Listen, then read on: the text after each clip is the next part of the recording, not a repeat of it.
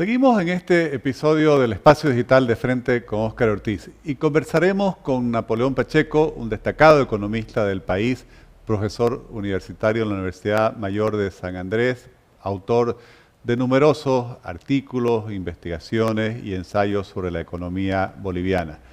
Vamos a hablar sobre el estado de la economía, preocupación general. Le agradezco mucho, Napoleón, y los saludo por acompañarnos en este espacio digital. Óscar, buenas tardes. Muchas gracias por la entrevista. Espero contribuir con algunas inquietudes, algunos puntos sobre los cuales es necesario reflexionar y tener un punto de vista claro, ¿no?, al respecto. Gracias, Napoleón. Usted está permanentemente siguiendo los principales indicadores de la economía nacional y si alguien le pidiera que elaborara un diagnóstico general sobre la situación de nuestra economía, ¿qué nos diría? Primero, que la economía está en un proceso recesivo muy claro y además profundo, pero esta recesión tiene un antecedente y ese antecedente tiene que ver con la desaceleración del Producto Interno Bruto desde el año 2014, el déficit fiscal creciente también desde el 2014, la balanza comercial también negativa desde ese año, ¿no? ¿Y por qué el 2014 fue el punto de inflexión? Porque a partir del 2014-15, el precio del gas natural y los volúmenes del gas natural empezaron a descender, las reservas internacionales empezaron a caer, lo que quiere decir que el modelo de gestión económica del gobierno del MAS simplemente se sustentó en el aprovechamiento de las rentas generadas por la exportación de gas natural y secundariamente por la boyante exportación de minerales, de soya, que en conjunto aumentaron el valor de las exportaciones del país y generaron una dinámica económica importante. Ahora, en el año 2020, por la pandemia, la desaceleración se convirtió en una recesión, ¿no?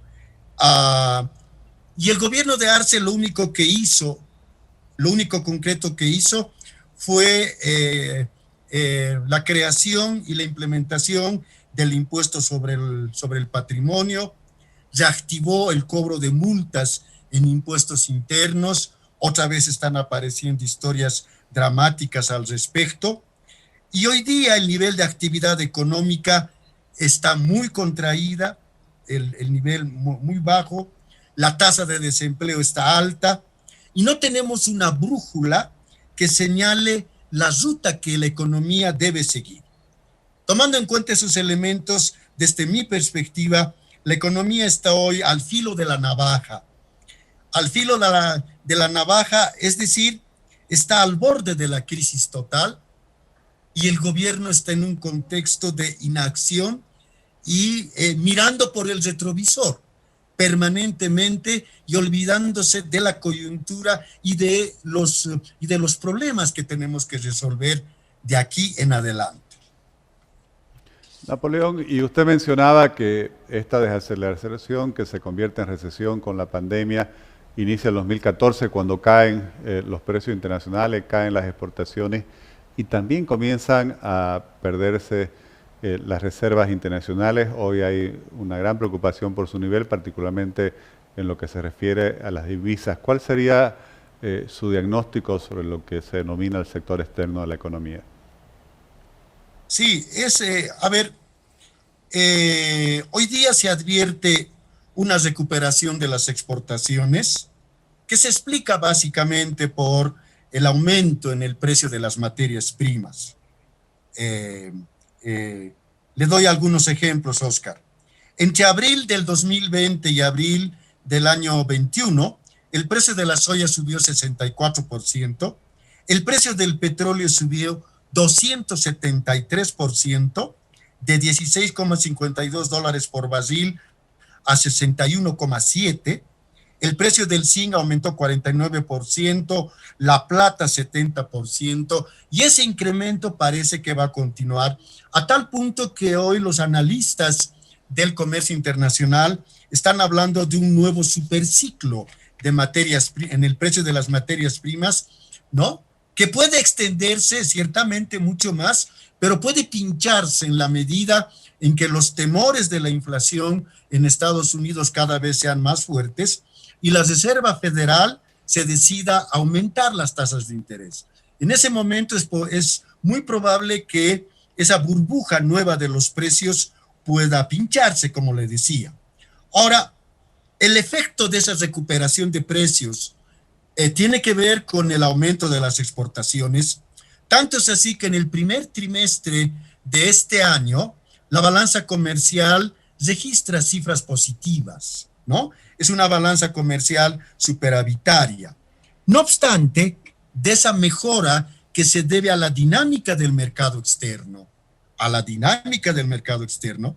las reservas internacionales netas, ¿no? Y su principal componente, que son las divisas, es decir, es el cash, lo que se tiene para pagar importaciones, porque el resto son papeles o compromisos, etcétera, papeles, valores, etcétera, con los cuales no se pagan importaciones. Las importaciones se pagan con dólares. Y ese cash, que en las reservas se llama divisas, ¿no? Han ido bajando de manera alarmante. El 8 de noviembre del 2020, cuando asumía el gobierno el presidente Arce, el cash llegaba a 2.425 millones de dólares. El 7 de mayo, para tener prácticamente los 6 meses completos de gestión, ese cash llegaba a 1.921 millones de dólares. Las reservas habían caído más de 500 millones de dólares, ¿no? Y ese monto de 1.921 millones de dólares claramente apenas cubre 3 meses de importaciones, cuando lo lógico es que las reservas puedan cubrir entre 6 y 7 meses de importaciones. Y esa situación se ha complicado mucho más, ¿no? Con la devolución que han hecho las autoridades del crédito al Fondo Monetario Internacional que obtuvo el anterior gobierno, y esa devolución inclusive ha incluido el pago de intereses, de manera tal que eso también ha mermado el nivel de las reservas de una manera significativa. Y esa devolución del crédito fue una medida totalmente desacertada, una medida de carácter político que se suma al bloqueo en el empleo de ese crédito en su momento por parte de la Asamblea Legislativa, que como sabemos estaba y como está ahora controlada por el MAS.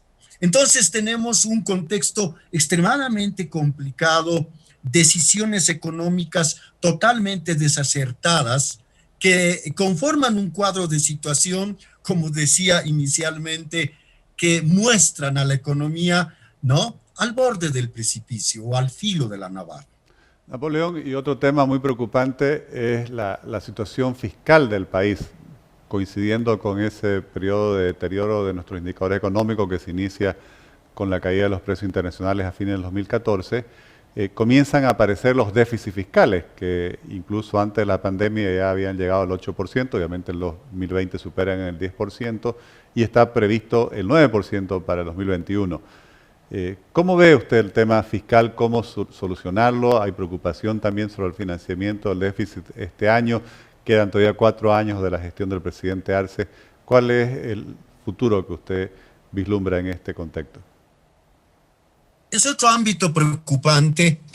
De hecho, hasta donde se percibe, el ajuste del gasto fiscal que realizó el anterior gobierno en un contexto pero tan complicado y crítico, porque llegaba la pandemia, se paralizaba la economía, se realizó, ¿no es cierto?, un ajuste del gasto fiscal, probablemente moderado, pero en la medida necesaria como para mostrar qué se debía hacer más adelante. Pero ese leve ajuste del gasto fiscal se ha revertido, ¿no? A partir de las medidas que ha ido tomando el nuevo gobierno. Y obviamente, ese déficit fiscal programado del 9% probablemente aumente mucho más en la medida en que cada vez a través de la prensa, porque respecto a los gastos fiscales, últimamente no hay información, pero la información de prensa nos muestra datos sobre entrega, por ejemplo, de edificios. Hay un edificio que le han entregado a la Central Obrera Boliviana, algunas obras, contrataciones, etcétera, que muestran que el gasto fiscal está aumentando. Está aumentando sin tomar en cuenta la delicada situación de las finanzas públicas. Por eso digo que ese déficit estimado del 9% me parece pequeño, subestimado, pero aún así, si fuera 9%, la gran pregunta es, ¿cómo van a financiar el déficit, ese gran déficit fiscal? Y nadie sabe cómo. Probablemente acudan a los créditos del Banco Central, ¿no? En la medida en que todavía no están colocando los 3.000 millones de bonos en el exterior, porque tienen la autorización de la Asamblea para hacerlo, pero no lo han hecho hasta ahora. Entonces, lo único que están accionando y probablemente accionen sea aumentar o obtener crédito del Banco Central, probablemente echar mano mucho más de las reservas internacionales que están prácticamente casi al límite. Ahora, ¿qué se tiene que hacer? Obviamente lo que se tiene que hacer es una disminución drástica del gasto corriente. Ese es un punto clave. Hay gastos totalmente innecesarios que probablemente vistos de manera, digamos, individual, no parecerían representar cifras significativas. Por ejemplo, me estoy refiriendo a los gastos en transporte para la alta burocracia estatal, ¿no? Coches, choferes, mantenimiento, gasolina, compras estatales, son gastos que se deberían, ¿no es cierto?, contraer drásticamente. Yo le comento, por ejemplo, Oscar, que cuando la economía boliviana empezó a experimentar los efectos negativos de la Gran Depresión entre 1929 y 1930, ¿cómo reaccionó el gobierno de Salamanca? Porque los ingresos fiscales se habían caído, la renta estañífera obviamente también, y el déficit fiscal estaba creciendo. El presidente Salamanca lo que hizo fue ordenó vender todos los vehículos de los ministros, ¿no? Y él inclusive se trasladaba a pie o en el tranvía desde el lugar de donde vivía hasta el Palacio de Gobierno, para dar una señal de austeridad, señal que no la vemos para nada hoy día, no la vemos para nada hoy día.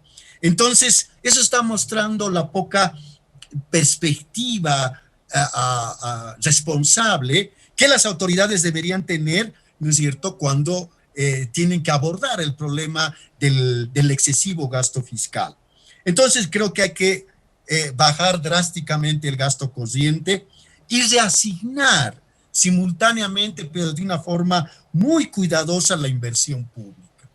Cada vez la prensa nos está anoticiando de que se está asignando recursos a una empresa, a otra empresa, que ya sabemos que son deficitarias, totalmente deficitarias, pero se les está asignando recursos, ¿no es cierto?, a través de las asignaciones de la inversión pública, lo que evidentemente repercute, ¿no?, en el déficit fiscal. Entonces hay que hacer un recorte drástico, ¿no es cierto?, un recorte drástico de manera tal que el déficit fiscal no vaya resultando en una carga difícil de llevar y que nos puede conducir, ¿no es cierto?, a un callejón sin salida mucho más adelante. Napoleón, dos temas que preocupan mucho a la ciudadanía y que la afectan directamente son la producción y el empleo, ambos estrechamente relacionados. Usted mencionaba un posible nuevo superciclo, yo dudo mucho que podríamos aprovecharlo por lo menos de la misma manera porque ya producimos mucho menos. ¿Cómo hacemos para reactivar esa producción y directamente relacionado recuperar ese empleo que lamentablemente también con la pandemia se perdió en grandes cantidades y también se ha deteriorado en sus condiciones? A ver, primero, veamos algunas cifras respecto al nivel de actividad económica, Oscar. Curiosamente, entre paréntesis, le digo que las cifras sobre la actividad económica que mensualmente publicaba el INE con este indicador, el índice global de actividad económica, han dejado de publicarse.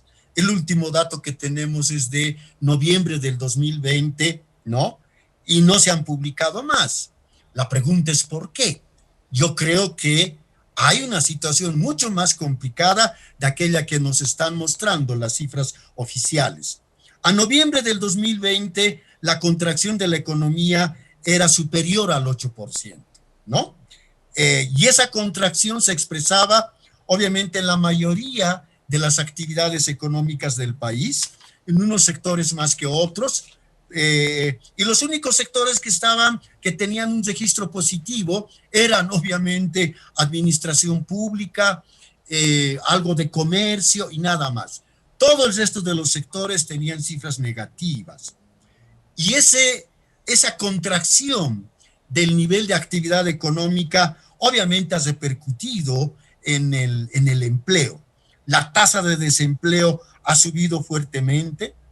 Al tercer trimestre del 2020, la tasa de desempleo estaba bordeando el 11%.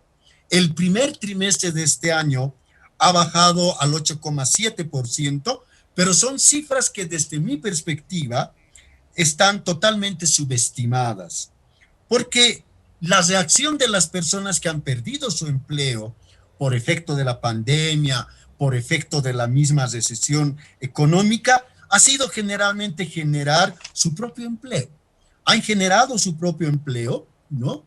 De manera tal que, como afirman muchos especialistas en el rubro, es muy probable que la generación de empleo por parte del sector informal, que era 80% sobre el empleo total, hoy día esté mayor inclusive, sea mayor al 85%, que es una cifra brutal, ¿no? 85% del empleo en Bolivia generado por el sector informal, que es una actividad hoy día básicamente de sobrevivencia, de una sobrevivencia desesperante, preocupante, etcétera, porque detrás de cada persona que está generando su propia actividad hay familias. Hay esposa que puede estar trabajando en la misma actividad, hay niños a los que hay que alimentar, mandar al colegio probablemente o hacerlos estudiar, pagar alquileres, en fin. Es una situación dramática que está expresando el deterioro sistemático de los ingresos, de los niveles de bienestar, ya no diremos de bienestar, de subsistencia, de ese 85% de la población. ¿Y qué hacer para revertir esa situación? Así es. Y el gobierno solamente se está preocupando de ese pequeño 15% de personas que trabajan en el sector formal, y que se van a beneficiar del aumento salarial dispuesto últimamente. Pero ¿qué pasa con el 85%? No se puede desconocer ese dato lacerante. En consecuencia, aquí tenemos un grave problema. Yo le comento, Oscar, que he hecho muchos estudios sobre el sector informal urbano y hasta hace unos 5 años o más atrás era un crítico de ese sector por las características que tiene. Pero me he ido convenciendo con el tiempo que gracias a ese sector la gente puede generar su propio empleo, así sea de manera precaria, y esa es una barrera, esa actividad informal resulta siendo una barrera a la delincuencia.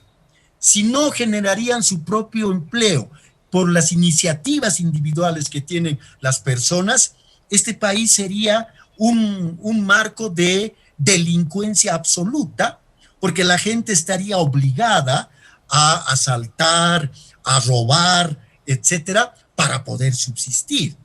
No es que no haya robos, asaltos, hay, pero podría ser ese fenómeno mucho mayor si no tendríamos la esponja del sector informal, ¿no? Entonces, ese es un punto muy complicado sobre el que las autoridades prácticamente no prestan ninguna atención. Ahora, ¿qué se tendría que hacer? Yo creo que ahí lo urgente es tomar medidas de corto plazo. Medidas de corto plazo. Primero, lo que hay que hacer, desde mi perspectiva, es un plan de reactivación económica. Un plan de reactivación económica que debe presentarse, ¿no? Debe presentarse a los organismos crediticios internacionales, porque hay que pedir crédito. No tenemos otra salida. No tenemos otra salida, ¿no? Más aún si uno toma en cuenta el nivel de reservas tan bajas que tenemos a la fecha. Entonces, ese plan de reactivación, ¿no? Que debe servir como documento para negociar créditos con los organismos financieros internacionales, debe señalarnos también la brújula, el norte que debemos seguir. ¿Qué sectores se va a apoyar para reactivar, por ejemplo? ¿Cómo se lo va a hacer? ¿Con qué tiempo se va a hacer? ¿Qué instrumentos se van a utilizar? ¿No? Es lo que no tenemos. Por eso es que no tenemos brújula, no tenemos un plan de reactivación, ¿no? Ese conjunto de elementos precisamente muestran que la economía boliviana está al filo de la navaja. Eso es lo que hay que hacer. Y paralelamente, como una parte de ese plan de reactivación económica, hay que generar, ¿no es cierto?, un plan de urgencia para generar empleo. Usted me puede decir, Oscar, pero esas medidas ya se tomaron en el gobierno anterior, evidentemente, y de manera acertada, pero probablemente estaban, no sé, sobredimensionados esos planes o faltó tiempo para aplicar y las urgencias políticas, sociales, sanitarias no permitieron su aplicación también. Pero esa es la ruta que hay que retomar, porque uno sabía hacia dónde podíamos ir y qué es lo que había que hacer en el momento, qué es lo que no se sabe ahora. Napoleón, yo veo a las autoridades... Sí, se nos ha ido el tiempo y la verdad que ha sido interesantísimo toda la presentación que usted nos ha realizado y yo me comprometo, porque estoy seguro que quienes nos siguen por las redes sociales están quedando muy interesados, que así como en este episodio analizamos el diagnóstico de cómo estamos, vamos a tener en un nuevo episodio otra conversación con usted, espero que así lo acepte, para analizar su visión sobre la ruta hacia el futuro que debiéramos seguir. Le agradezco mucho. Gracias, muchas gracias, Oscar. Hasta luego. Gracias, gracias, Napoleón.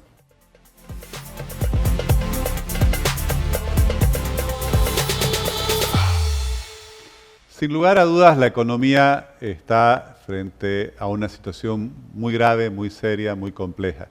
Y el país necesita certidumbre, necesita una hoja de ruta a seguir, necesita que desde el gobierno hayan medidas claras, políticas claras para infundir confianza y que se pueda iniciar esa reactivación de la producción, de la economía en su conjunto y esa recuperación del empleo que son tan imprescindibles y necesarias. Continuaremos hablando de ello desde este espacio digital porque debe ser uno de los principales temas que nos ocupen a los bolivianos, que llenen el debate público y que ojalá podamos contribuir también a generar lo que debe ser las bases de un consenso nacional que se debiera construir para encarar la recuperación post-pandemia de nuestra economía y obviamente también el sentar las bases de lo que debe ser superar los problemas estructurales que tenemos lamentablemente como barreras a nuestro desarrollo. Les agradezco mucho por seguirnos mediante sus redes sociales.